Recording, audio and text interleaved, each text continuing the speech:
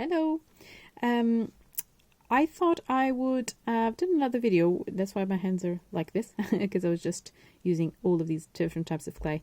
I just thought actually I had a little bit left over, and I thought I would show you how to use it with one of these Ranger kind of impression mats. So what you're going to do is, I've kneaded this already, and then this is going to be quite a small shape because it's only a tiny bit, but then you're going to want to apply it to the texture mat and start kind of spreading it as much as you can, and then you can make this as thin as you want. If it's too thin, it's probably going to break, so be careful about that. And then you can use something like a rolling pin just to kind of try to spread it evenly, so you're getting the same thickness across, and it also prevents it from being too thin.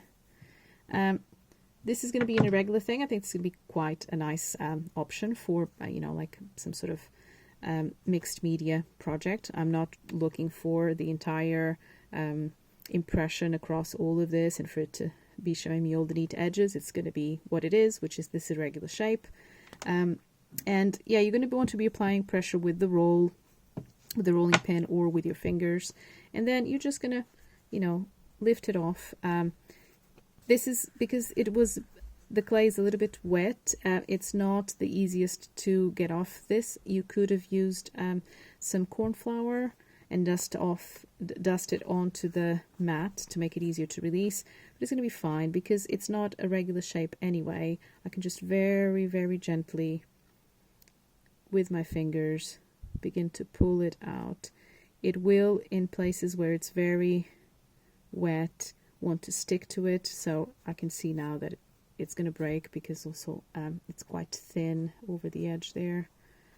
So I'm going to try and lift it from this side, see if I can avoid it completely breaking there. I probably won't. I think it was just too thin, but it's fine. I'm getting most of it out. So it broke there. So as you find at this stage, you can still, you know, glue it back on if you're too worried about that.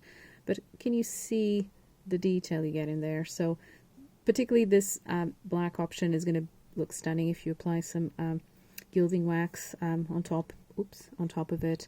But I just wanted to show you how you do it. So if you have any leftovers, this is a really good way of using every bit you have. Even if you're not looking for a 3D design, this is quite flat. It's going to weigh next to nothing because it's the paper clay. Do check out the other videos to understand the differences between the three types of clay that I've demoed. And yeah, this is just to show you how you can very easily use all your leftover bits of clay. Thank you. Bye.